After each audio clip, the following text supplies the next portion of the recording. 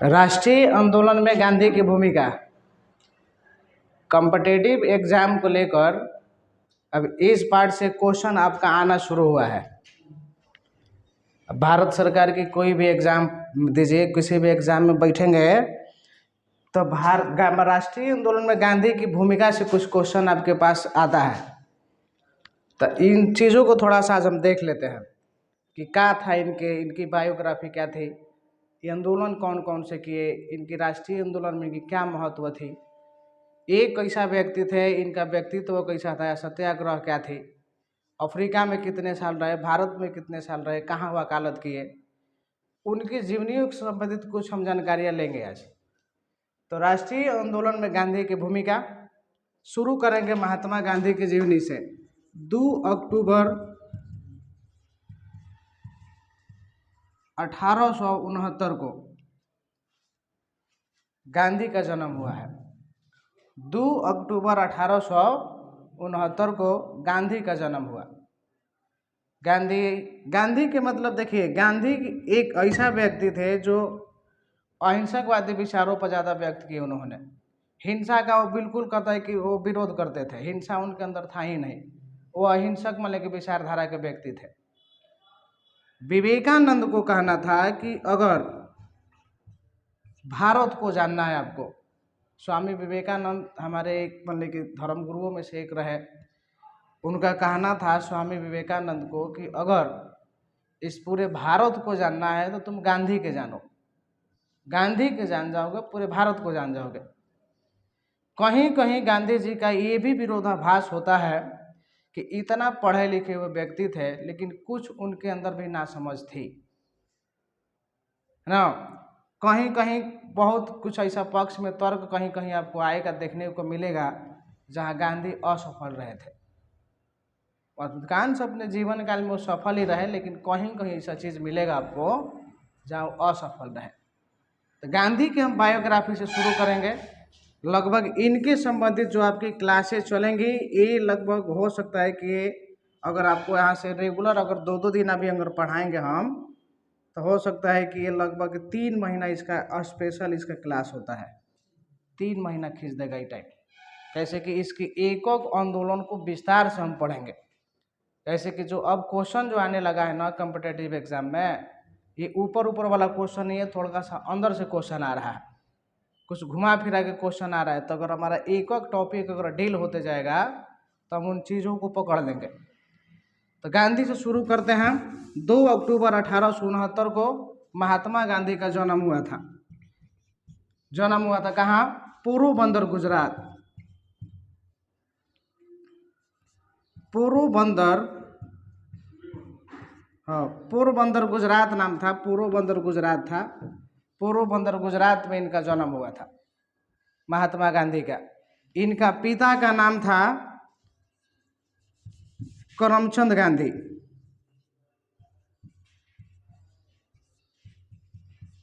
करमचंद गांधी इनके पिता थे। इनकी माता थी पुतलीबाई।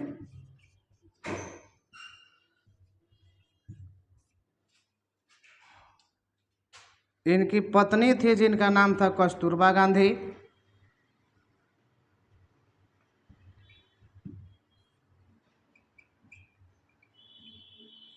इनकी पत्नी थी कस्तूरबा गांधी। इनके 4 लड़के थे। एक थे मनीलाल, दूसर का नाम था हीरालाल,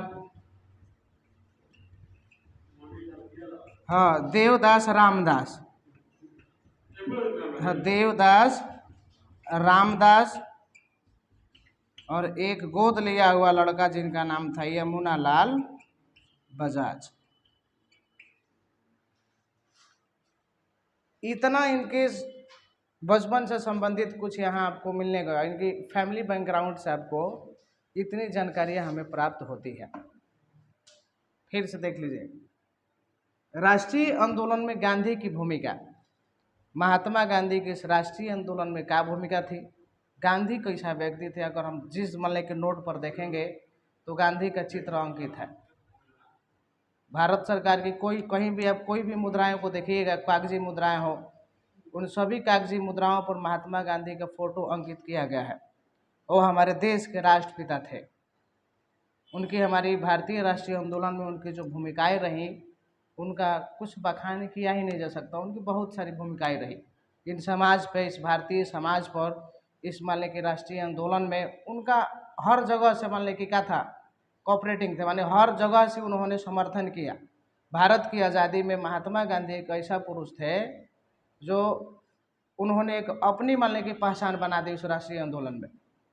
जो हमारे राष्ट्रीय आंदोलन हुए अंग्रेजों को हटाने के लिए, भारत से भगाने के लिए, जो हमारे देश में राष्ट्रीय आंदोलन हुए, इस राष्ट्रीय आंदोलन में जो गांधी की भूमिका रही ना, वो एक अहम भूमिका रही। और हम आज जो पढ़ रहे हैं आपकी गांधी की भूमिका को पढ़ रहे हैं, तो देखेंगे तो महात्मा गांधी का जो सबसे पहले इनके जन्म देखेंगे तो 2 अक्टूबर 1869 को महात्मा गांधी का जन्म हुआ था पोरबंदर, गुजरात में। इनका जो परिवार था वो एक दीवान फैमिली थी, यानी ठीक ठाक एक परिवार से बिलोंग करते थे, ठीक ठाक परिवार से आते थे। इनका पिता का नाम था करमचंद गांधी, इनकी माता हुआ करते थी पुतली बाई, इनकी पत्नी का नाम है कस्तूरबा गांधी। इनके 4 लड़के अपना थे, एक लड़का गोद लिया हुआ था। 4 लड़कों में कह रहा है कि मनीलाल, हीरालाल, देवदास, रामदास, ये इनके लड़के थे। यमुना लाल बजाज इनके गोद लिया हुआ लड़का है।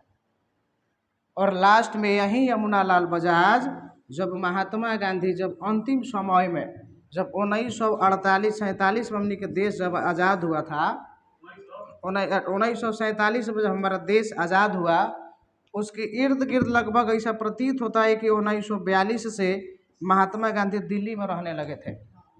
और जो दिल्ली में रहने लगे थे, तो इनको रहने के लिए जो भवन प्रदान किया था वो यमुना लाल बजाज की भवन थी। महात्मा गांधी की जब हत्याएं हुई, 30 जनवरी 1948 को गांधी की हत्या हो गई थी। और जब गांधी की हत्या हो गई थी, महात्मा गांधी की लाशों को 5 दिनों तक यमुना लाल जो बजाज का जो घर है, जिनका नाम था बिरला भवन, उस बिरला भवन में उनकी शव को रखा गया था। फिर उनकी दाह संस्कार की गई और उनको राजघाट पर दफनाया गया है। राष्ट्रपति हमारे देश के अगर झंडारोहण करेंगे तो सबसे पहले गांधी के समाधियों पर फूल अर्पित करके ही मान लीजिए कि राष्ट्र मान लीजिए कि होगा, झंडा वंडा फहरेगा भारत का। ये परंपरा सदियों से चली आ रही है इनमें से।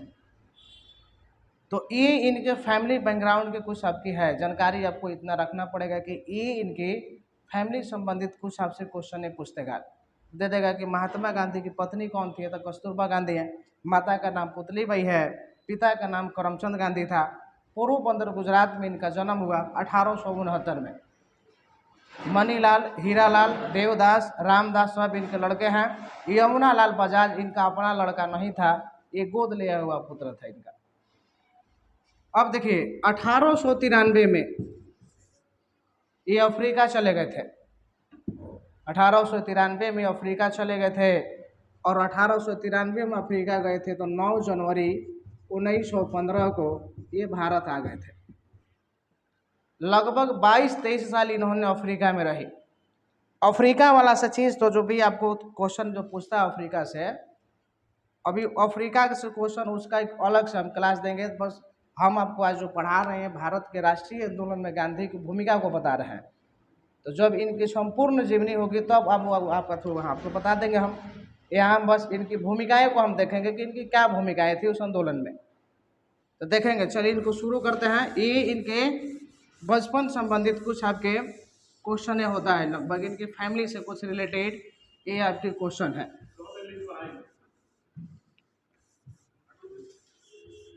पहले भैया समझ लो, उसके बाद लिख लिया भैया। 9 जनवरी 1915 को महात्मा गांधी भारत आए थे। इनका आगमन है भारत में ना, भारत ही आए थे 9 जनवरी 1915, याद रख लीजिए। जिस दिन ये भारत आए उसी दिन से भारत में इस दिवस को मनाया जाता है प्रवासी दिवस। प्रवासी किसे कहेंगे कि अगर कोई भी व्यक्ति अपने देश को छोड़कर दूसरे देशों में कोई अपना मान लें कि व्यवसाय करता है, रहता है, वहाँ मान लें कि अपना निवास स्थान बनाया है, उस देश से जब वह अपने देश की ओर प्रस्थान करेगा उसी को कहा जाएगा प्रवासी।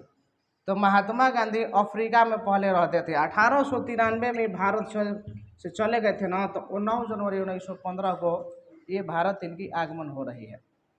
तो जिस दिन इनकी आगमन हुई उसी दिन से मनाया जाता है भारत में प्रवासी दिवस। 9 जनवरी 1915 को गांधी जी का आगमन है कहाँ? भारत में। याद रखिए इसको। 9 जनवरी 1915 को जो महात्मा गांधी भारत आए, तो इनसे सबसे पहले ये मिले के इनका गुरु जी का नाम था गोपाल कृष्ण गोखले।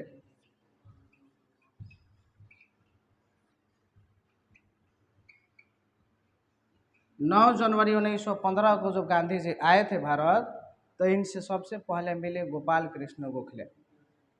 गोपाल कृष्ण गोखले इनके राजनीतिक गुरु थे, इनको अपने राजनीतिक गुरु मानते थे।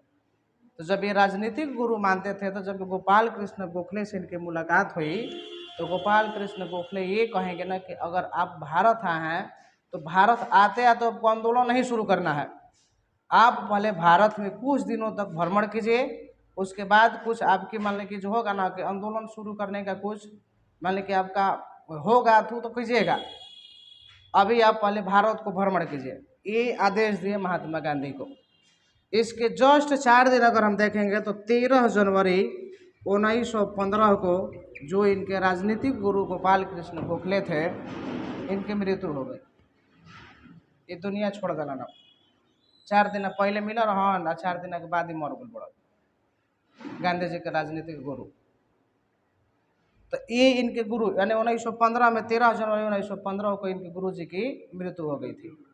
अब देखिए, जब 1915 में महात्मा गांधी अफ्रीका से आए थे, तो इनके साथ बहुत सारा सत्याग्रही आया।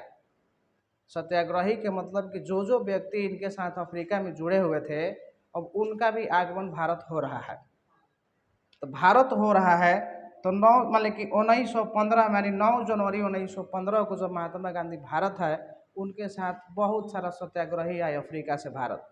तो सत्याग्रहियों को रहने के लिए इन्होंने 1915 में एक आश्रम का निर्माण कराया था, जिसको हम कहते हैं सत्याग्रह आश्रम। क्वेश्चन आपसे पूछेगा कि बताइए कि सत्याग्रह आश्रम की स्थापना कब की गई थी? 1915 में की गई थी। महात्मा गांधी जिस साल भारत आएंगे, उन सत्याग्रहियों को रहने के लिए साबरमती नदी के तट पर एक आश्रम के निर्माण किया गया था, जिसे हम सत्याग्रह आश्रम कहते हैं। सत्याग्रह आश्रम। अब जब सत्याग्रहियों की संख्या बढ़ी, पहले तो कम सत्याग्रही इनके साथ जो सत्याग्रही मतलब कि आए भारत में, वो तो रह रहे थे इनके साथ। जब इनके साथ भारत में और व्यक्तियों की जमावड़ा जुड़ने लगा, तो अब ये सत्याग्रह आश्रम में थोड़ा सा परेशानियां होने लगी, व्यक्ति ज़्यादा हो गए। तो जब व्यक्ति ज़्यादा हो गए, तब सत्याग्रह को मान लीजिए कि क्या किया गया कि इसको साबरमती को बनाया गया। यानी जब सब मान लीजिए कि सत्याग्रहियों का मान लीजिए कि संख्या ढेर बढ़ी, तो अब सत्याग्रह आश्रम को एक फिर उसको मान लीजिए क्या किया कि और उसमें कुछ निर्माण की गई, उसको और बढ़ाया गया। और जब उसको और बढ़ाया गया, तो 1916 में क्या किया गया कि यही सत्याग्रह आश्रम के नाम बदल कर अब साबरमती रख दी गई थी। आश्रम, इनकी जुड़ाव बड़ा आश्रमों से रहेगा। गांधी का जुड़ाव हरदम आश्रम से रहेगा। ये जब ये खाना भी खाते थे तो रोटी या चटनी खाते रहन। स्वदेशी वस्तुओं पर इनकी ज़्यादा पकड़ होती थी। इनका कहना था कि हम विदेशी वस्तुओं का काहे उपयोग करें, जब हमारे देश में जो वस्तुएं निर्मित होती हैं उसी वस्तुओं का हम उपयोग करें। इसीलिए इन्होंने चरखा से सूती वस्त्र बनाते थे, यानी जो चरखा चला चला के जो धागा काटने का जो काम होता था वो करते थे। तो 1915 में सत्याग्रह आश्रम, 1916 में साबरमती आश्रम की स्थापना की गई। हेकरे नाम के डाइवर्ट कर गल, बदल दिया गल बा। जब संख्या ढेर हो गल ना आदमी के रहे वाला, तो एक में कुछ परिवर्तन कर दिया गई। अब परिवर्तन कर दिया गई, तब हेकरे नाम हेकर नाम रख दिया गई। 1916 में साबरमती आश्रम की स्थापना की गई थी। महात्मा गांधी अब 1 साल भारत रह ले बड़ा। जब 1 साल भारत ही रह लेलन, तो अब क्या होते हुए कि 1916 में, अब ये कहानी फिर शुरू होती है 1916 की। इसको नोट करते चलना है तो कर लीजिएगा कि 1915 में समझा देते ही याद हो जाएगा। 1916 में साबरमती आश्रम की स्थापना। 1916 में जब साबरमती मतलब के आश्रम की स्थापना हुई, उसी समय पता चलता है कि लखनऊ में अधिवेशन हुआ।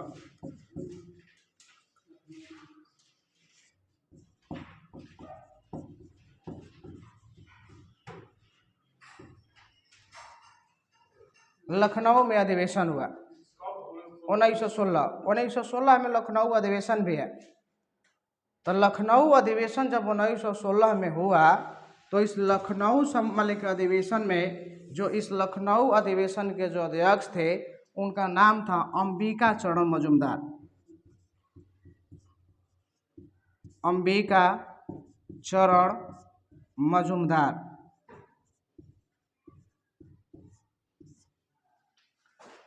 अंबिका चरण मजूमदार 1916 लखनऊ अधिवेशन, अध्यक्ष भारतीय राष्ट्रीय कांग्रेस के अंबिका चरण मजूमदार। गांधी जी 1 साल हो गए भारत में अब रह के, अध्यक्ष रहन भारतीय राष्ट्रीय कांग्रेस के। 9 जनवरी 1915 के जब गांधी भारत आयल बड़न, तो उनका अब 1 साल हो गल भारत में रह के। तो जब 1 साल हो गल भारत में रह के, तो ये अब क्या करिहन कि अब भारत की परिस्थितियों को जानना शुरू करेंगे। जब शुरू करेंगे तो 1916 में जो लखनऊ में अधिवेशन होता, जो अंबिका चरण मजूमदार जो भारतीय राष्ट्रीय कांग्रेस का अध्यक्ष बढ़न, ये महात्मा गांधी के न्योता दलन अध्यक्ष में शामिल होके गांधी जी के ये अध्यक्ष में मानी में कहता है कि इस जो अधिवेशन हो रहा था, इस अधिवेशन में आने के लिए न्योता दिए कि गांधी जी आप भी आकर इस अधिवेशन में बैठे हैं और आप भी उसके ऊपर कुछ विचार करेंगे, है ना। 1916 लखनऊ अधिवेशन, अंबिका चरण मजूमदार भारतीय राष्ट्रीय कांग्रेस के अध्यक्ष हैं, ये महात्मा गांधी को बोले कि आप भी आए इस अधिवेशन में और अपना कुछ प्रस्ताव रखेंगे, कुछ अब विचार प्रकट करेंगे। पता चल रहा है कि इसी आंदोलन में ये जो आंदोलन हुआ, मतलब कि जो ये अधिवेशन जो हुई, ये किसानों की अधिवेशन थी, किसानों की अधिवेशन थी। 1916 जो लखनऊ अधिवेशन था, ये किसानों का अधिवेशन था। भारत में कहीं कहीं ऐसा मान कि किसान के उतना उत्पत्ति मान कि उतना पैदावार बड़ो कम होता है। 1916 की जो पैदावार थी वो कम हो रहा है। किसानों के लिए स्पेशल एक अधिवेशन की मान की बुलाई गई थी 1916 में। किसानों के लिए जो अधिवेशन बुलाई गई 1916 में लखनऊ में, एक किसान संबंधित यहाँ बातें होंगी, यहाँ राजनीतिक संबंधी बातें नहीं होंगी। यहाँ जो बात होगा ये किसान के ऊपर बात होगा, है ना। जो 1916 में जो अधिवेशन भाई लखनऊ में, ये चीज़ कहता है कि जो यहाँ मुद्दा जो उठेगा, जो यहाँ बातचीत होगा, वो बस किसानों के ऊपर बात होगी।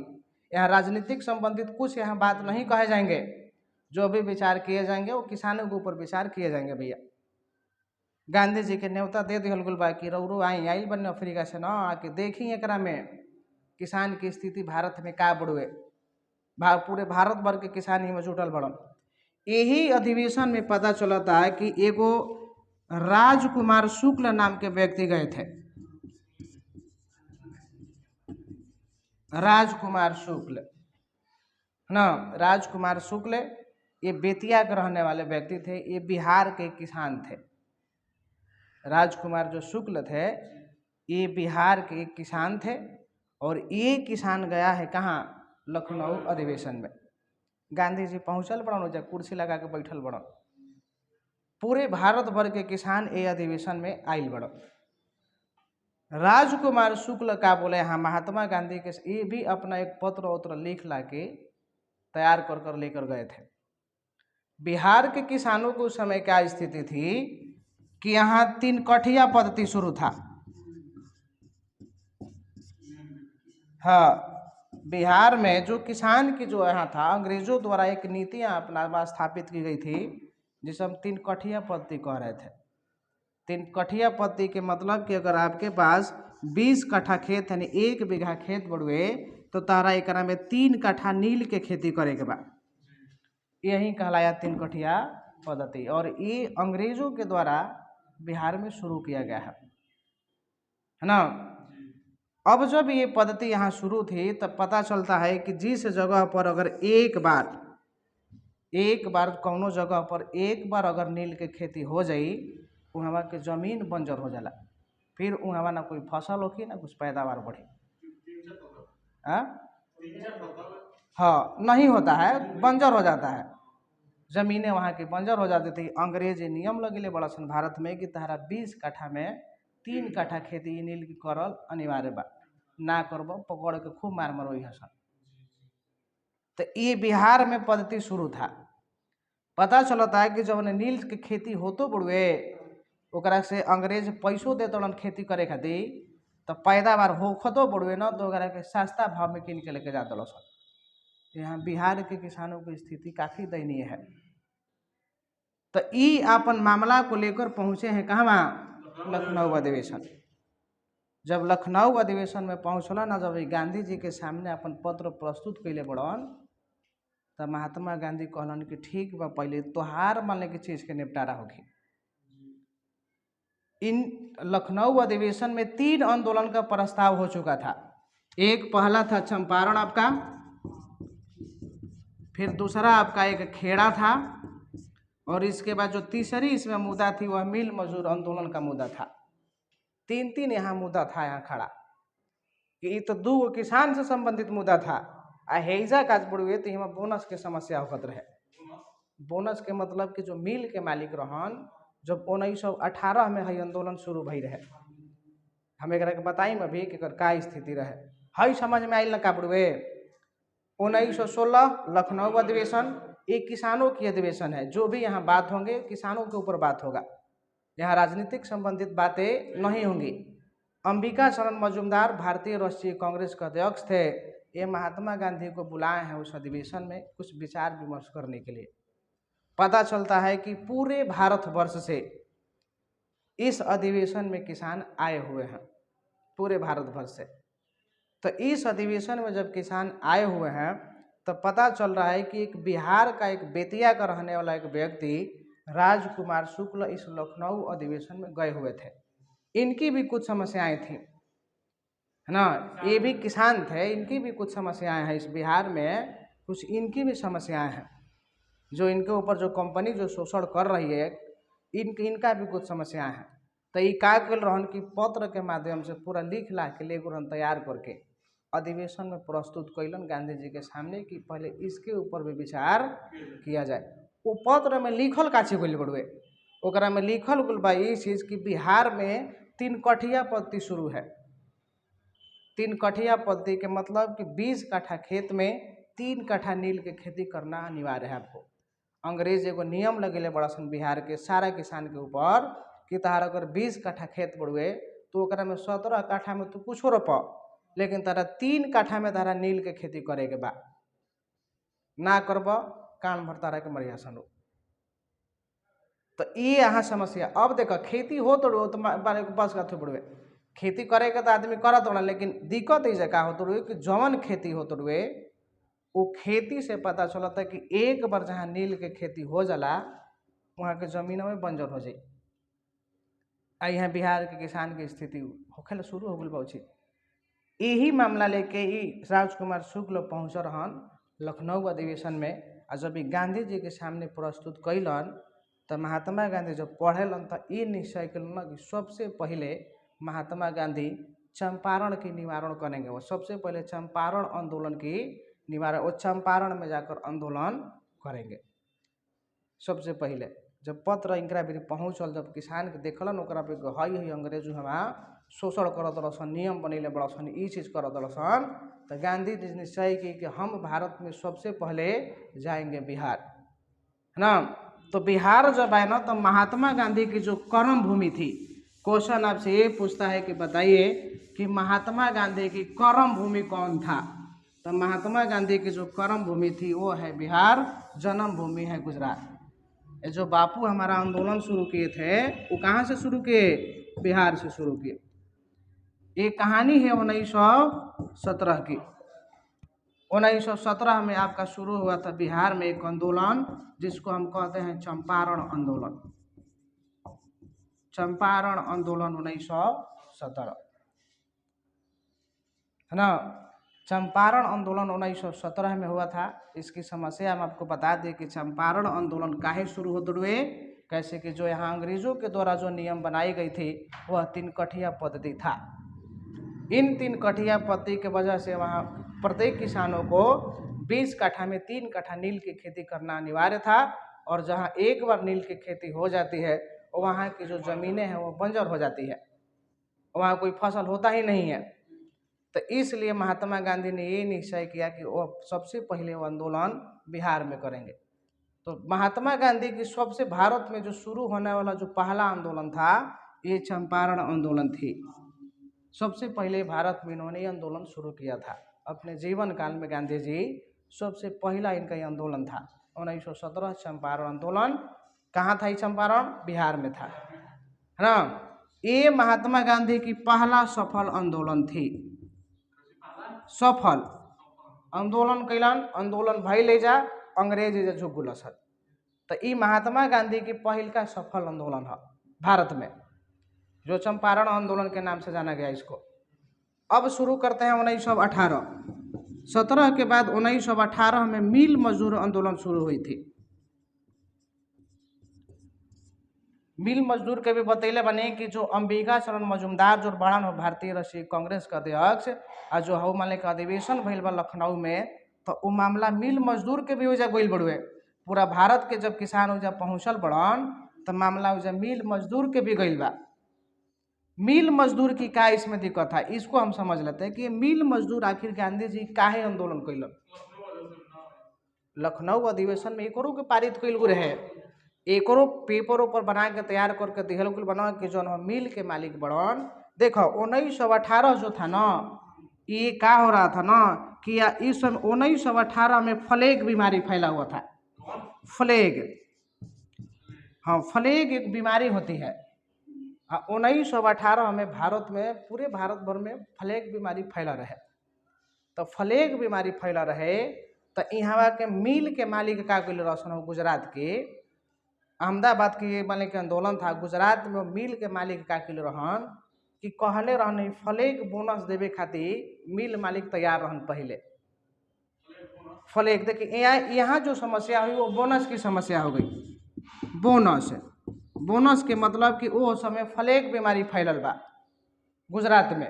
और गुजरात में फ्लेग बीमारी जब फैलल बड़ुए तो यहाँ के मिल मालिक कहलन न कि हम तोहरा के 20 रुपया अगर बने कि तोहरा के 20% हम बोनस दे तनी, तो अगर फ्लेग बीमारी फैलल बड़ुए तो हम एकरा में बढ़ा के तोहरा के 35% और हम बोनस कर देब। जब कंपनी में आदमी काम करत रहन, जब कंपनी छोड़ छोड़ के आदमी भागे लग रहन तो मिल मालिक शुरू झांसा दिलसन कि ओती घड़ी बात रहे मान कि हर साल 20% बोनस मिलत रहे। कंपनी में अगर तू काम करब तो एक साल में दिवाली के समय में तारा के एक बार बोनस मिलेला। तो ओती घड़ी जब फ्लेग बीमारी जब फैलल गुजरात में तो यहाँ के मिल मजदूर में जो जितना सारा मिल में जो मजदूर रहन वो काम छोड़ छोड़ के भागे लग रहन, बीमारी फैल रहे। मिल मालिक का झांसा दिले बड़सन कि अगर हमारा मिल में तू काम करब तो तोहरा के 20% हम बोनस दे तनी न, आवे वाला समय में हम तारा के 35% बोनस दे, लेकिन हमारा मिल में तू काम करो। मिल में आदमी काम करो तो जो बोनस देवे के बारी आइल तही पता चलता कि मिल मालिक मुकर गुलन बात से कह दो कि ना हम 20% दे। अब मिल मालिक के मतलब जैसे देखिए एक व्यक्ति मिल खोले हुए थे और इस आंदोलन में कहता है कि वो विरोध इसकी कर दी इसकी बहन जिसका नाम था अनुसुईया बेन। अनुसुईया बेन नाम था, अनुसुईया बेन।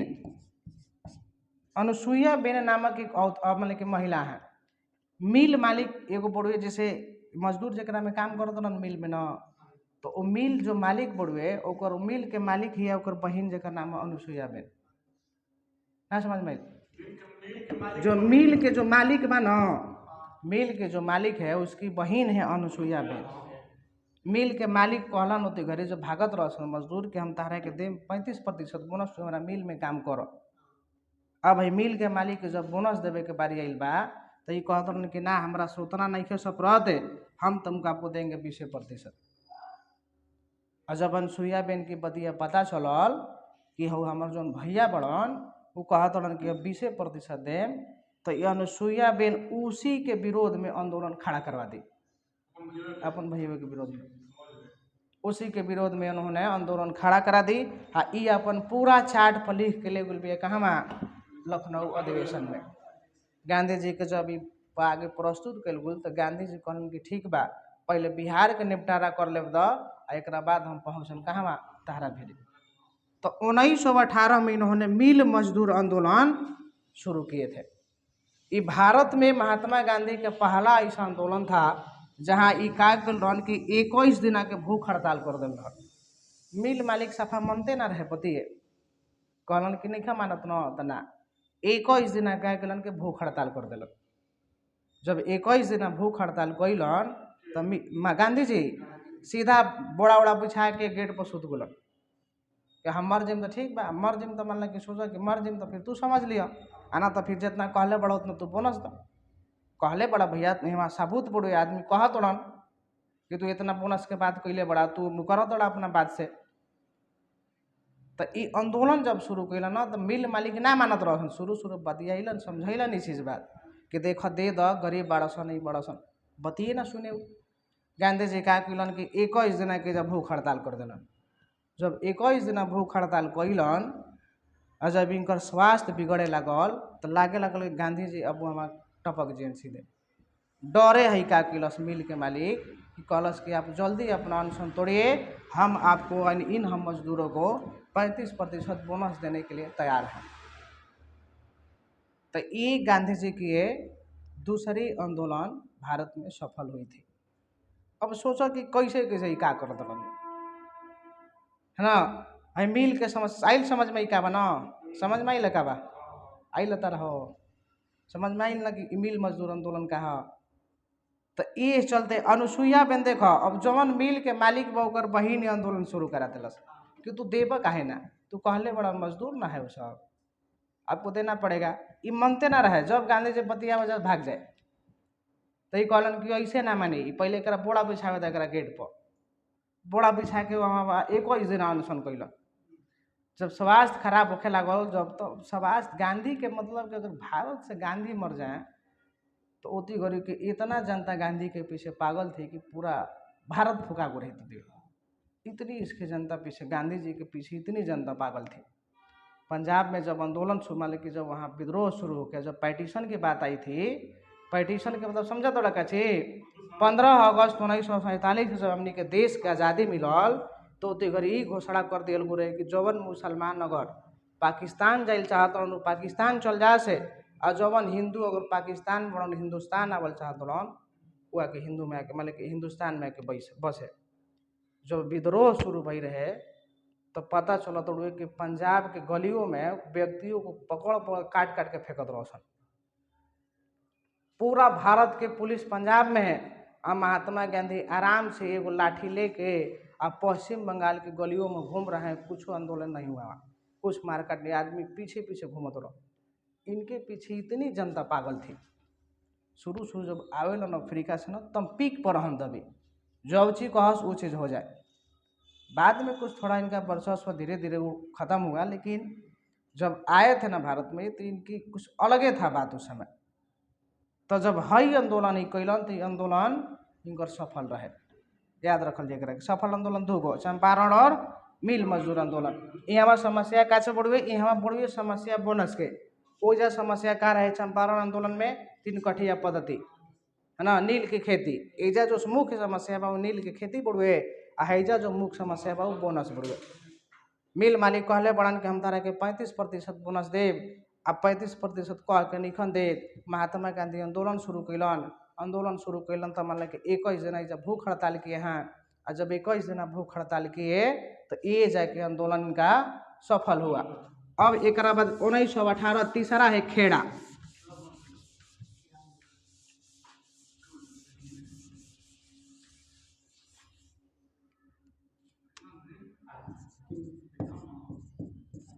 तीसरा है खेड़ा आंदोलन।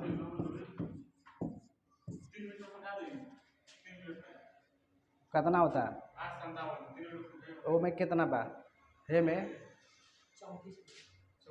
चलो शांत रहो भी। लगभग 40-45 मिनट। खेड़ा आंदोलन, ये खेड़ा आंदोलन, यहाँ भी जो समस्या था ये किसानों की समस्या थी। ये भी जो समस्या है ये किसानों की समस्या है। हाँ, ये भाई रहे 1918 में, 17 में चंपारण आ दूग आंदोलन 1918 में भाई, तो खेड़ा आंदोलन भी 1918 में भाई रहे। इहो जो यहाँ जो समस्या बड़ुए ये भी बड़ुए किसान के समस्या। ए समय का होते हुए कि खेड़ा एगो गांव हो गुजरात के, आ खेड़ा एगो गांव हो गुजरात के, तो पता चलत रहे कि ओती घड़ी अकाल खूब पड़त रुए, उन्हें अकाल खूब पड़त रुए, सुखाड़ पड़त रुए। अंग्रेज यहाँ एगो नियम लगेले रहसन, एगो कानून बनेले रहसन 5/4। 5/4 यहाँ कुछ है, एक नियम थे यहाँ पर, नियम ये नहीं था, 1/4 था, 1/4 था, 1/4 यहाँ एक नियम थी, एक पद्धति था। यहाँ अंग्रेज एगो नियम बनीले बड़ा सन खेड़ा आंदोलन पे, खेड़ा गांव में, कि अगर जेवना साल अगर तहार खेती बाड़ी में धान उन भई तो ओह साल तू हमारा के कर देब। ये लेकिन एक नियम रहेगो कि अगर आपके अगर साम्राज्य में, अगर आपके क्षेत्र में अकाल नहीं पड़ा, आपकी फसल अगर ठीक ठाक हुई, तो हम आपके ऊपर एक नियम बनाते हैं कि 4 हिस्सा में 1 हिस्सा हमारा के आप कर के रूप में देंगे। 3 हिस्सा आप रखिएगा, 4 हिस्सा में हमारा के 1 हिस्सा कर के रूप में दीजिएगा। कर के मतलब कि लगान के रूप में दीजिएगा। हम ये समस्या है 1918 की। 1918 में बुनी न पड़ल, अकाल पड़ गल।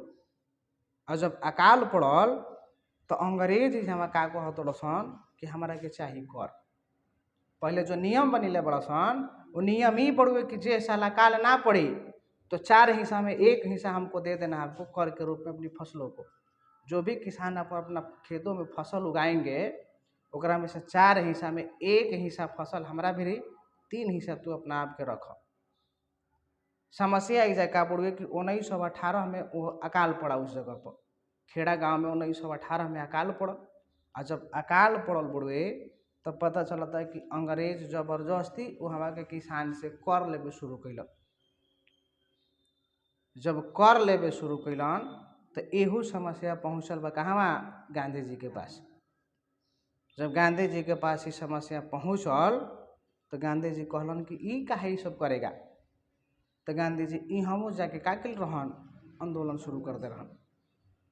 जब यहाँ जाके आंदोलन शुरू कैलन तो यू महात्मा गांधी के भारत में सफल होने वाला ये तीसरा आंदोलन था।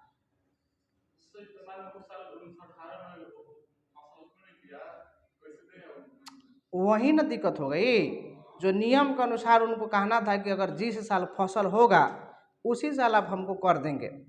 आप पता चला था कि 1918 में अकाल पड़ गई। अंग्रेज के कहनाम रहे न कि अकाल नहीं पड़ल, फसल भइल पड़ुए, हाँ देत निकसन, और वहाँ किसान कस के अकाल पड़ल पड़ुए। लास्ट में यहाँ समितियों को बीच में आना पड़ा, जो प्रमुख जो समितियाँ थी भारत की, उसको बीच में आना पड़ा इसको निपटारा कराने के लिए कि नहीं अकाल पड़ा हुआ है। अंग्रेज बतिया मानते ना रहसन, डर जाके आदमी के लागसन मारे पीटे कि देवे काहे न, तू जबरदस्ती घर से निकाल के लावसन तू अनाज के, तू देवे काहे ना। जब ये समस्या गांधी जी भी पहुँचल तो गांधी जी 2 आंदोलन भारत में सफल हो गए उनकर। कहलन कि ठीक बा चलो तब तो खेड़ो आवत नहीं हम। जब महात्मा गांधी खेड़ा गइलन वहाँ वो आंदोलन शुरू कैलन। और जब वहाँ आंदोलन शुरू कैलन तो इहो आंदोलन गांधी जी के सफल आंदोलन रहे। महात्मा गांधी की 3 आंदोलन सफल हुई थी। 1917 चंपारण, 1918 खेड़ा, 1918 मिल मजदूर आंदोलन। अब देखो अब इजा कहानी गड़बड़ा जाए।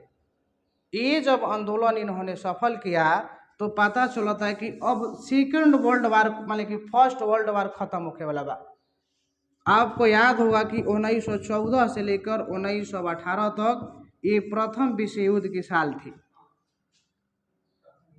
प्रथम विश्व युद्ध जो फर्स्ट दुनिया में जो पहली बार जो युद्ध हुई थी उन देशों के ऊपर, फर्स्ट वर्ल्ड वार जो हुआ था, प्रथम विश्व युद्ध जो हुए थे वो 14 से 18 था। और जैसे ही खेड़ा आंदोलन समाप्त भइल गांधी जी के, शुरू पता चला था कि यहाँ प्रथम विश्व युद्ध के भी समाप्ति हो गई बड़े। जब प्रथम विश्व युद्ध के समाप्ति भइल आ जैसे ही हमनी के अगर देखल जी तो एकरा में मान देखल जी कि ओकरा में दू गो मान ली के अथु था, एक मित्र था और एक धुरी राष्ट्र था, एक मित्र राष्ट्र था एक धुरी राष्ट्र था। इस मित्र राष्ट्र की जीत हुई प्रथम विश्व युद्ध में, और इस मित्र राष्ट्र की तरफ से जो देश लड़ रहा था उधर प्रथम विश्व युद्ध में वो ब्रिटेन था। ब्रिटेन उन के जीत हो गई भाई जाए। अब जब वहाँ प्रथम विश्व युद्ध जीतल ब्रिटेन, तो अब वो क्या करेगा कि अपनी समस्त शक्तियों को इस भारत पर अपना दिखाने का प्रयास करना शुरू करेगा। 1918 में ये विश्व युद्ध खत्म हुई। अब पता चला था कि 1919 में एक भारत में अधिनियम आई जिसे हम कहते हैं मार्टिन चेम्सफोर्ड अधिनियम। 1919 मार्टिन चेम्सफोर्ड अधिनियम।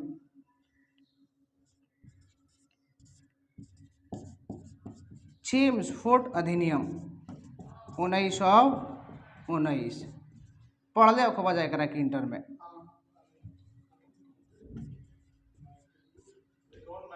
मार्टिन चेम्सफोर्ड अधिनियम एक अधिनियम आई भारत में।